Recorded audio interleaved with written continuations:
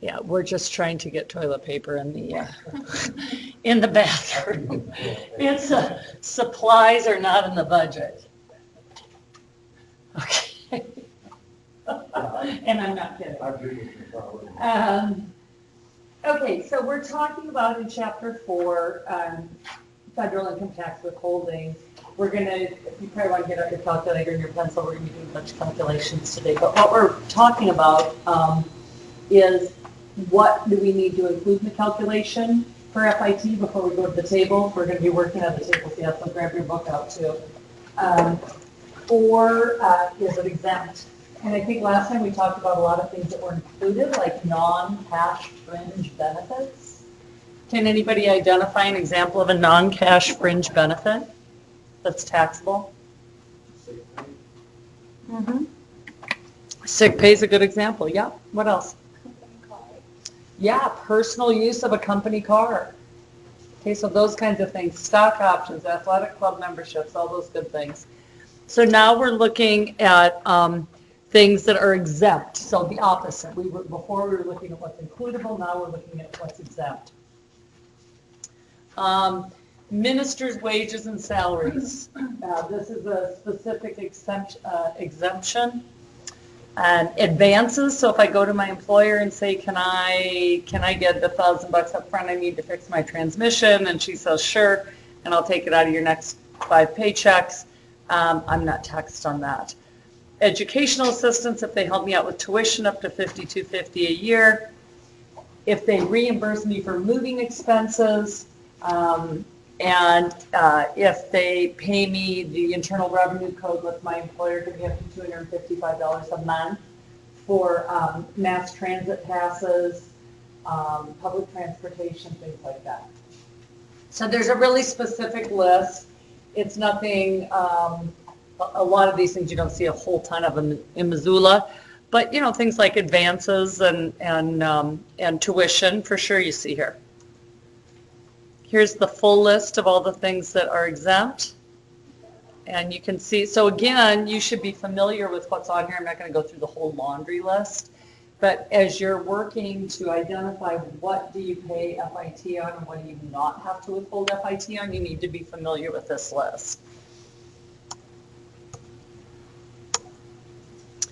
Okay, how many of you have heard of a cafeteria plan or a flex spending account? A couple people?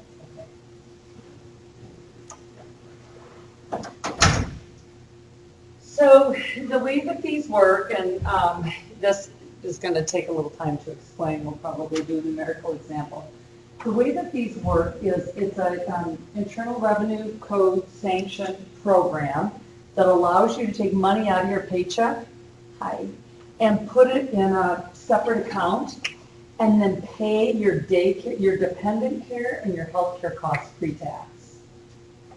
Does that sound like something that would be attractive or like me? Exciting or not exciting? Sounds good. So it's a really, really amazing benefit. And if your company doesn't have one, they should, because it saves you money as an employer too. I'll show you how. So how much is it this year? $25.50. So I'm on the second one, contribution. So flex spending accounts, first off, let's just get the language right. So they're called FSAs. They're also called Section 125. When I put those two little S's up there, that's a code section from the Internal Revenue Code. So like 401k is also a code section.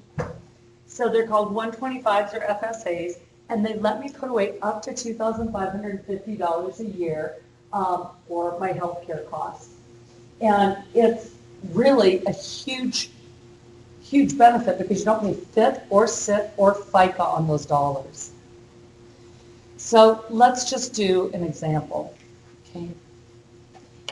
Let's say that I've got, I'm going to put this on the little special cam so we can see it.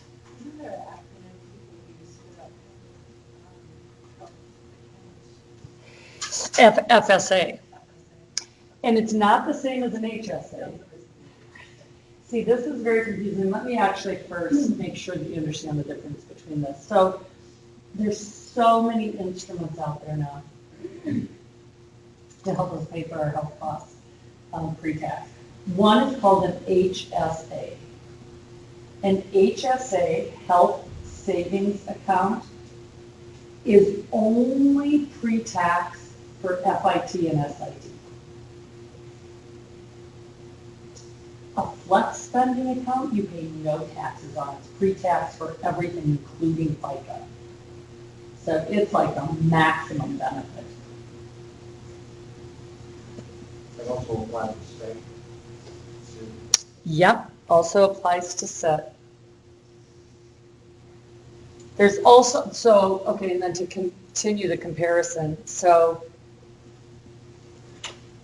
HSAs, pre-fit and pre-set, and you can set your own HSA up. In other words, it doesn't have to be through an employer. But you can only set one up if you've got a high deductible health insurance plan. In other words, if I'm one of the very few left remaining people that are lucky enough to have a health plan with only $1,000 annual deductible, I can't set up an HSA. It's got to be a high deductible plan, which is identified, don't quote me on these numbers, but around $3,500 if you're single and around $7,000 if you're, with dependents. Then you can set up an HSA. And you put money into it pre-tax, and then when you need to pay for healthcare costs out of pocket, you pull it out. Okay? An FSA, a flex spending account, your employer has to set it up. You can't set up your own. The only way you have access to these is if you work for somebody that's got one set up. And that's pre all taxes. No FIT, no FICA, no SIT. So let's just do like a little miniature example. Let's say, and I'm just going to use super round numbers, let's say that I'm paid monthly and I make $3,000 a month. And I decide, and so what we're going to do is we're going to run, and then I decide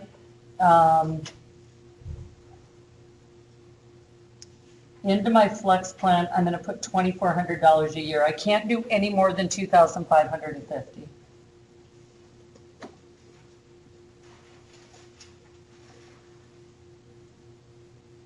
And I want to show you the difference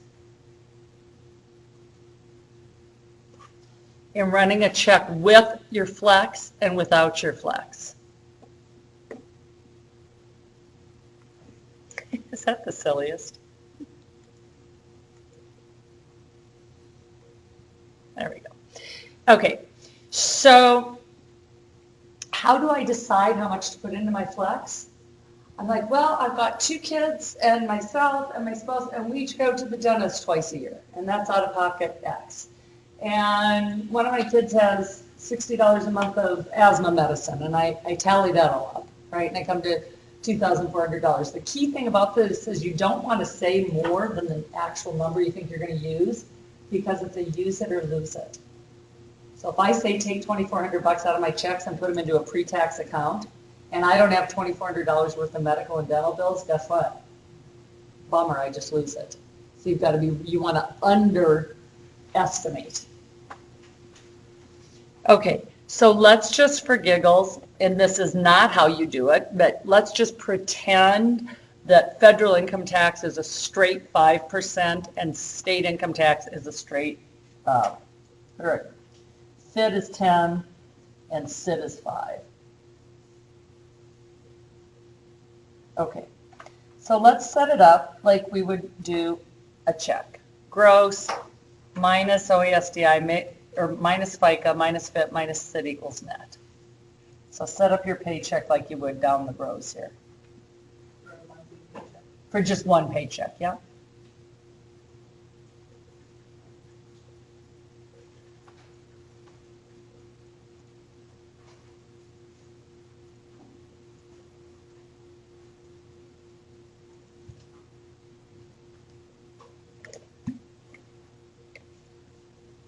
And also, can somebody remind me to stop a couple minutes early to look at what I asked you to set up for practice payroll problem number 1, please?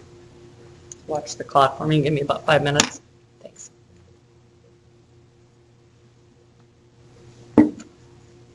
Okay, so fill in the gross, obviously the gross. What we're trying to do, I'm trying to illustrate to you how much you save using a flex plan and how it works. So my gross paycheck's the same.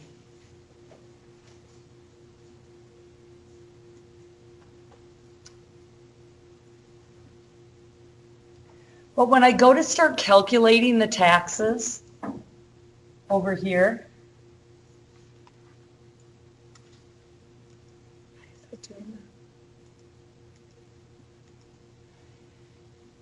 when I go to start calculating the taxes on the left, am I calculating the FICA and the FIT and the SIT on the $3,000?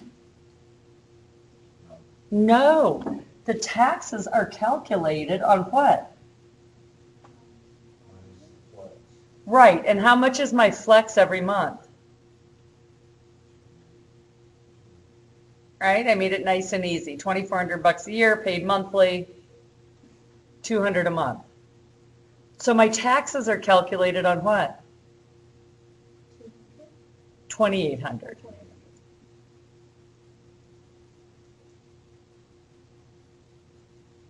So calculate this paycheck and this paycheck. This one, you're just calculating everything based on the $3,000 because there's no flex. This one, the taxes are all calculated on the 3,000 minus the flex, right? So I just want to show you, and let's not spend a whole ton of time on this, try and run the calculator pretty fast, to see what's going on, see how much we're saving.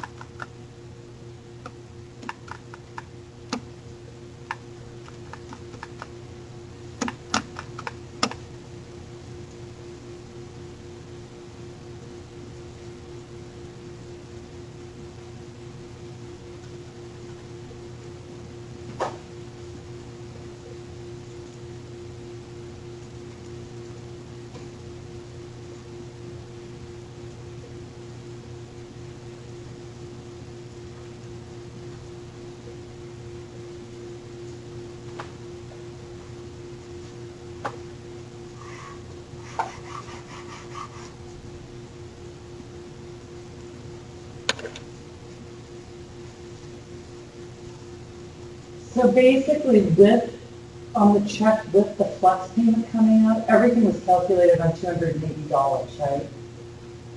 Did you get the same numbers? I got something about what So that was all calculated on 3,000. okay, I got the first number. So, okay. So if I don't have a flex account, my paycheck's $2,320.50, and then I have to pay my medical bills out of those after-tax dollars, right? So I'm left with $2,120.50. If I have a flex account, they just take it right out of my paycheck. They adjust my taxes accordingly, and then I submit invoices for $200, and I get that $200 back out. So I save roughly $45 on each check, times 12 months, it's $600 a year. So flex plans are very good deals. The reason that you would want to set it up as an employer, can you tell me what benefit it's going to be to the employer? You don't have to match that in a FICA. There's a $15 difference in the FICA bill, and if I've got 100 employees, I just save $1,500 a month. Times 12 is 18 grand a year. That's all of a sudden, that's real money, right? So it's a benefit to an employer to set one up. The thing is, a lot of people don't really understand how they work, and they're like, I want $200 taken out of my paycheck. And I mean, there's more work associated with it for sure. But just so you understand, this is different from an HSA. An HSA you can do on your own, and it's not pre-FICA. You still have to pay FICA on an HSA. That's the big difference. So it's not as valuable. And you don't lose it though. And there's no use it or lose it. Your HSA rolls from year to year to year. And you can earn interest on it. And you can earn interest on it. All that. Yeah, it's a different instrument. Yep.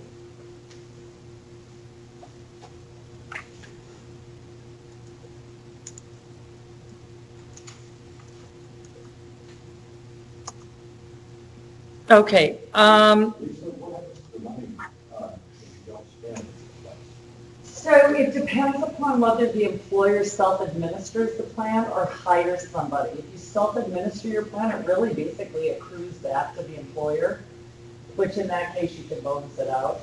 If you use a third party like Allegiance Benefit here in Missoula does a lot of the FSAs in Missoula, then it really accrues to them. Okay, cafeteria plans is basically the situation where you can have $500 a month, or you can choose non-taxable benefits from a list for $500 a month. So it keeps, for example, I don't need health insurance because I'm on my husband's health insurance. How is it fair that everybody else gets an $800 a month benefit and I don't get anything? So that's when you would set up a cafeteria plan to make it equitable for everybody so they get to choose. The downside of that is, like, for example, my husband's the CFO at the youth homes, and they want everybody to have health insurance. They don't want you to have an extra $600 a month. They want to know their employees are covered by health insurance. So, you know, it depends upon what your attitude is. But these are the kinds of things you could possibly take from a cafeteria plan. Okay, again, health savings accounts. If your employee has a high deductible health insurance, the individual, or you as the employer can contribute to the HSA. So what a lot of employers are doing now are setting up HSAs and saying, I can no longer pay for your premiums for your spouse. But instead of doing that, I'll set up an HSA and put up $250 a month in that, right? So then I, as the employee, could take out that $250 a month, put in another couple $100 and pay for my spouse's health insurance premiums, or my out-of-pocket costs, or whatever.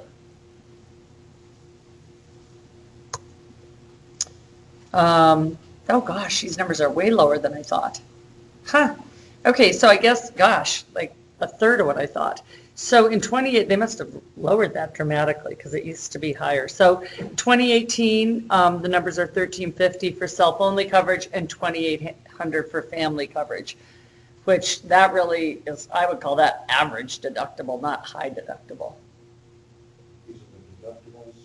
Right. In order to be eligible for an HSA, you have to have a high deductible health insurance plan. And these numbers are yeah, that doesn't look high to me. That looks like very average.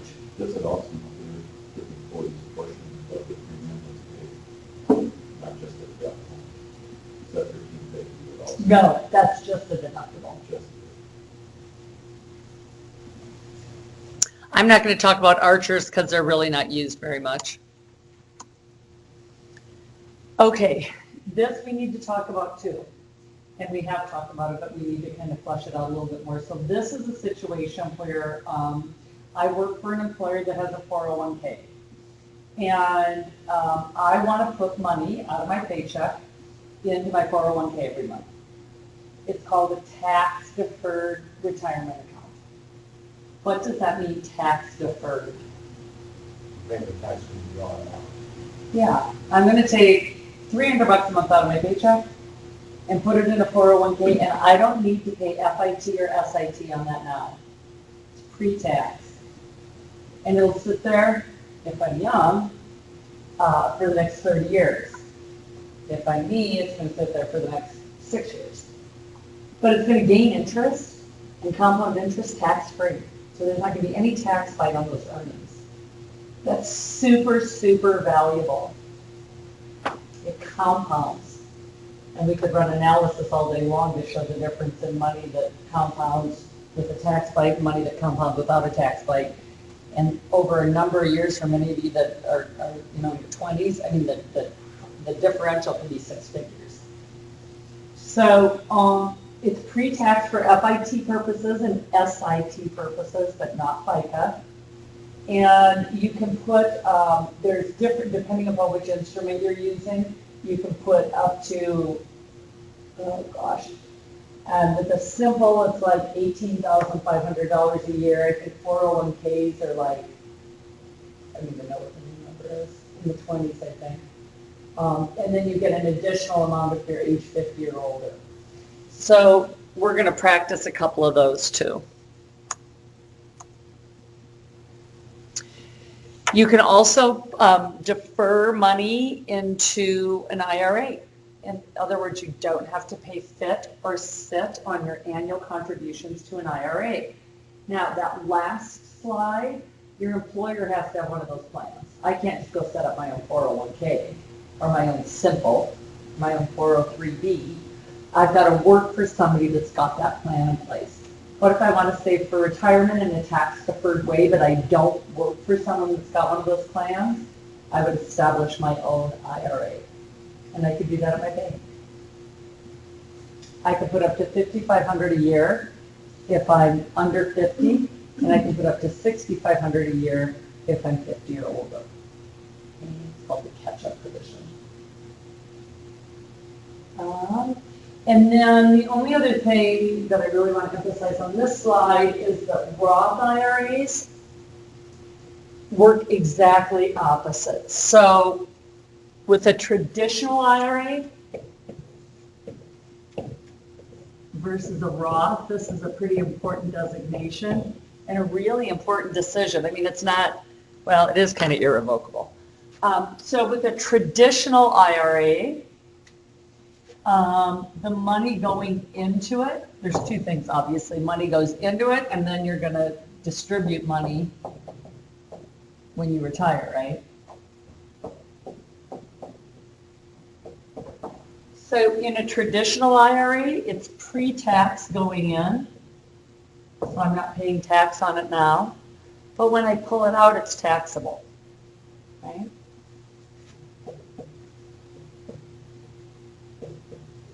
A Roth is exactly opposite. I get no tax benefit going in.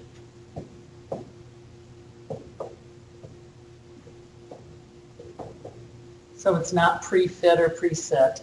I make my contributions to my Roth with after-tax dollars, but when I pull it out, it's not taxable because it's already been taxed.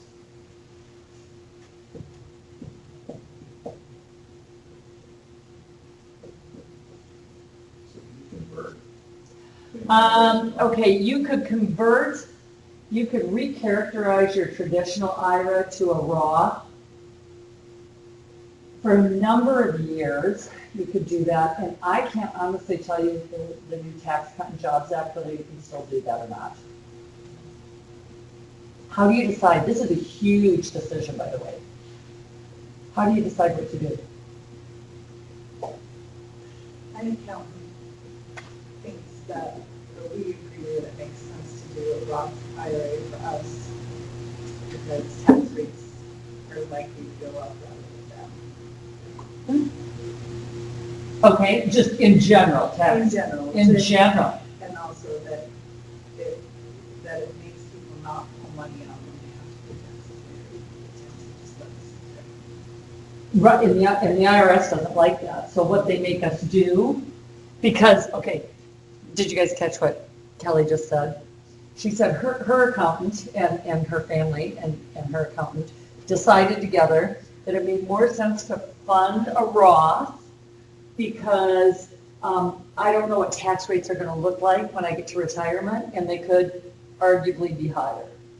Okay, that's not the way they're going right now. That whole model's on its head, but could be. I mean, you're going to Unknown versus known, I guess. unknown versus known. The other side of the theory is you always take a tax break when you can get it up front, because that's money in your pocket today that you can invest in compound. I advise my clients, I ask them a couple questions. Do you have a business you're going to sell?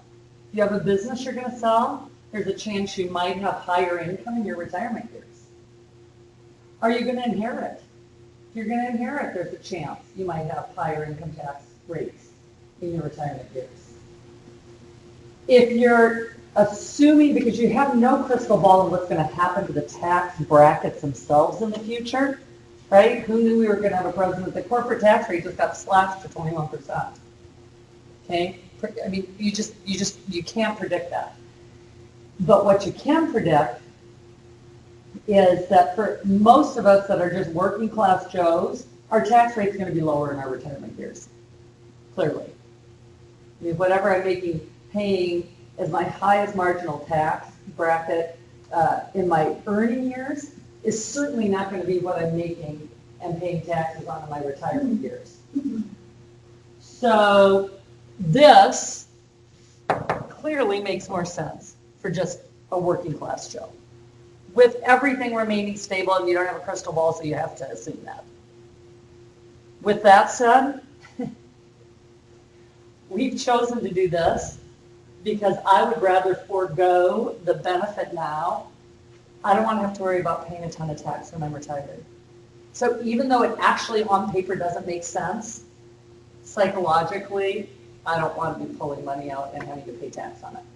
So I explain that to all my clients. I tell them, really, if you're a working class Joe, you should do this. If you're planning on inheriting or selling a business or have some reason to believe that you're going to have higher taxes in your retirement, then you should do this. But then I tell them full disclosure, even though it really doesn't make quantitative sense, we do this. Anyway, for all that sort, that's my general theory on it. Also, it may make sense if you need the tax deduction, one versus another, but there's no tax benefit for Roth. Right. It's like it didn't happen at all. There's no tax benefit and there's no taxation. Yeah, good points. So it's very, very personal decision. But it's definitely something you should understand before you start making that decision, because hopefully most of you will start funding your IRAs, within the next year or two. You have to start doing it the minute you start working. Okay, how much to withhold? So now we're trying to figure out how much FIT withholding comes out of my employees' checks. And really the goal is no refund and no tax due. I think I've said that before. People don't really buy into that. They're like, of course I want a refund. But you really don't, because then the IRS has been holding on to your money tax-free all year. So the way that we figure out as an employer how much to withhold If you can take a look, please, on page 4-11.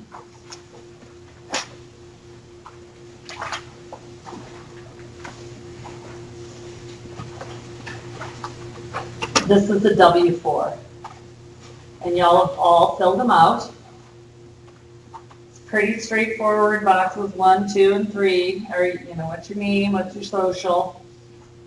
But then in box 3, they've got, are you single, are you married, or are you married, but please withhold at a higher single rate? Who would do that? People who want to save it, or they want it saved for them, somebody else do People that want to actually use their paychecks to save money. Yeah. Right, because they're having more FIT without, and then they'll get a bigger refund. Or, what if I have other income? What if I have a rental or a little self-employment business, right? And I don't want to make estimated payments. I can use boxes 3 and 6 to manipulate that. Box 3, I would choose like married, but please withhold at a higher single rate. And or on box 6, I could very specifically say, hey, withhold another $400 a month from my paycheck. I do this because I don't want to have to make quarterly estimated payments. So I look and say, what do I think I'm going to owe for my tax business? And then I divide it by 12, and I just tell the university to take it out and send it to the IRS, and then I don't have to mess with it. Right? So you can certainly do that. Number 5, total number of allowances you are claiming.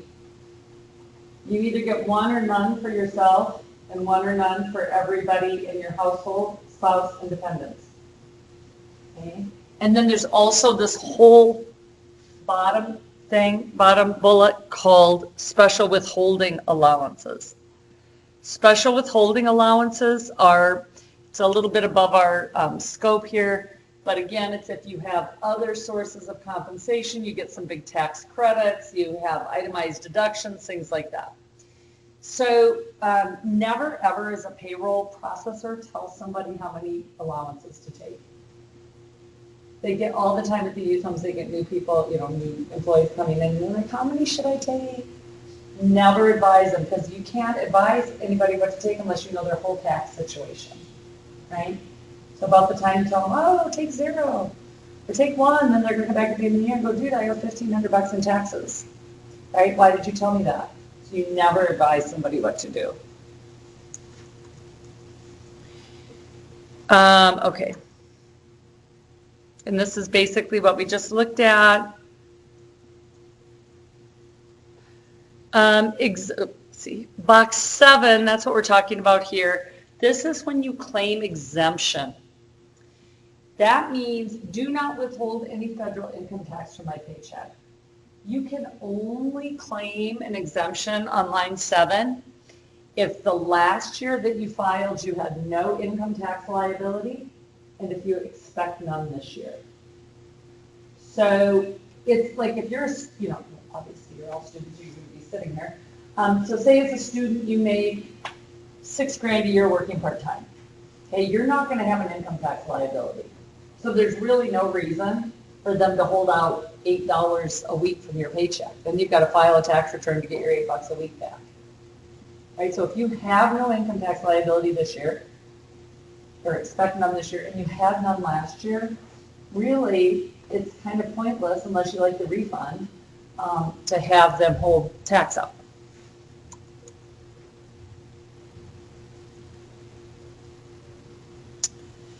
Okay, other situations on a W-4, if you can't get a new employee to give you a W-4, you have to withhold at the highest rate, single with 0. An employee can, go ahead. I just have a question about what you said. What if your parents are still paying taxes? Okay, good point. Change anything? Yep, it sure does. So I just kind of flew through that, sorry. So if you are a dependent on someone else's tax return, so you're a full-time student, you're under 24, and your parents or guardians or whatever pay more than 50% of your upkeep, then they claim you, and you the most you can earn in a year, earned income, I don't mean like if you have a trust fund with interest and dividends, I mean like earned income by the job. The most that you can earn a year and not pay tax is $6,350.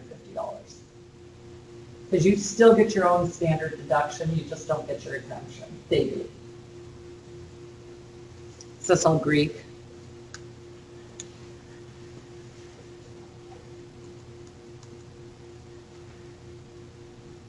Okay. I want to go ahead to this. I want to try a couple of these. So let's open our books. Really what I want to start practicing is how do we calculate FIT? So you guys all work for me. You've all given me W-4s. I'm getting ready to cut your paychecks. Obviously, this is all in the software that you're using, but we need to know how to do it manually so we can check it. So your tax tables are in Appendix T, I believe. I don't know if my Appendix T is. That's going to be interesting. Do you guys have an Appendix T? Yeah.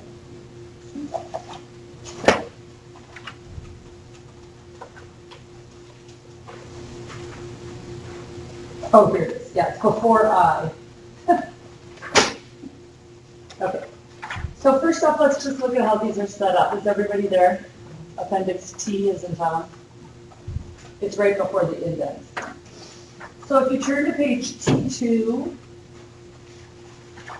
T2 goes with pages T3 and T4, and so you should circle on page T3 that these are the percentage tables, percentage withholding method. Okay, and so T2, T3, and T4, and I'll tell you when you use which, but let's just look at it first. It's the percentage method. Then, if you flip ahead, you'll see starting on page T5, these are called the wage bracket method.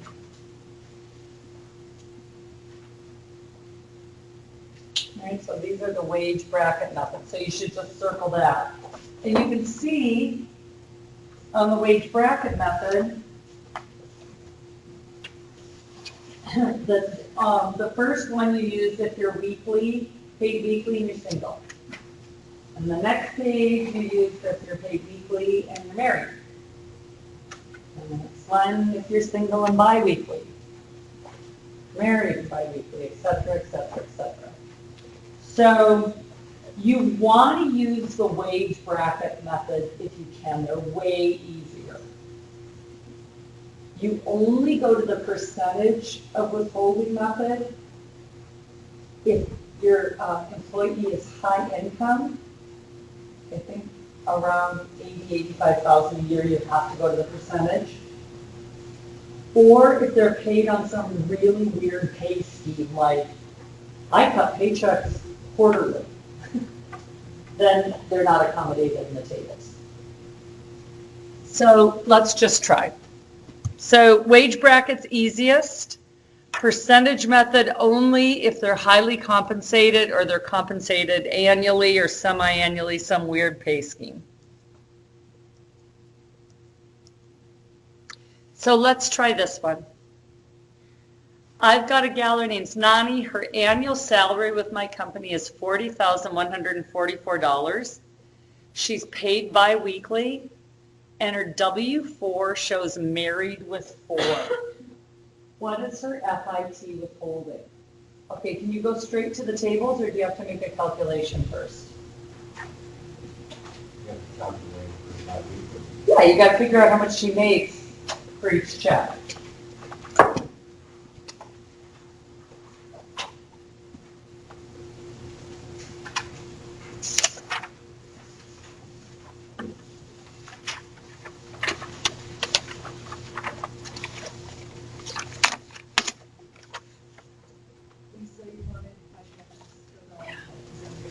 I did. I don't know what happens to these classes. They go so fast. Thanks. So while you guys are working that, I'm going to put something else up. But please calculate her gross and then go to the tables and tell me how much you think you're going to withhold from her paycheck.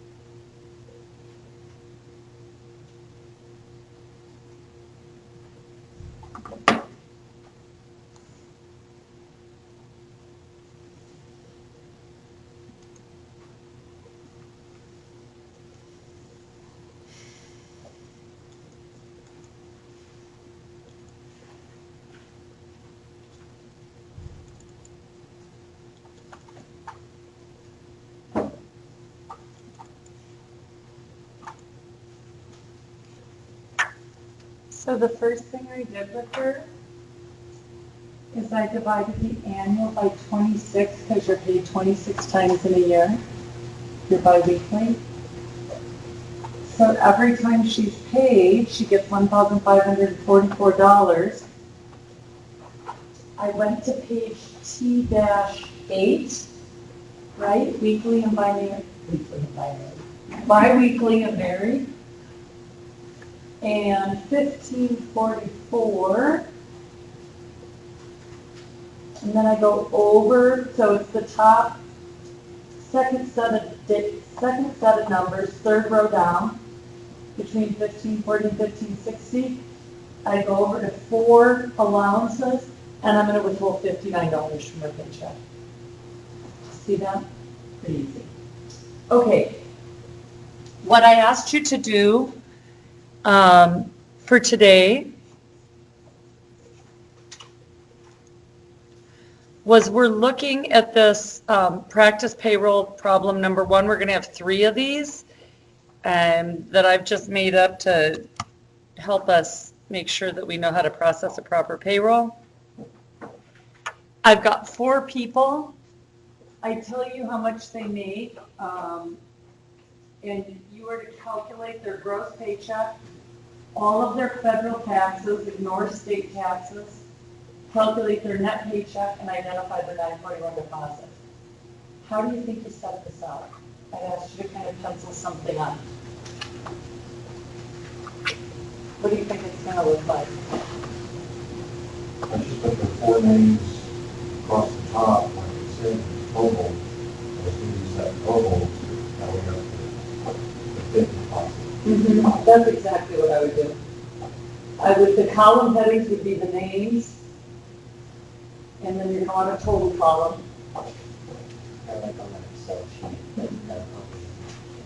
And then the rows are going to be, gross, minus FICA, minus FIT, minus, and I would break the FICA up into OASDI and HI.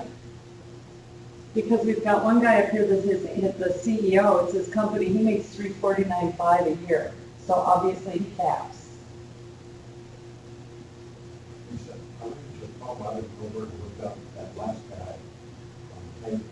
He's off the chart. He's on the percentage of withholding tables, and we haven't learned how to do that yet.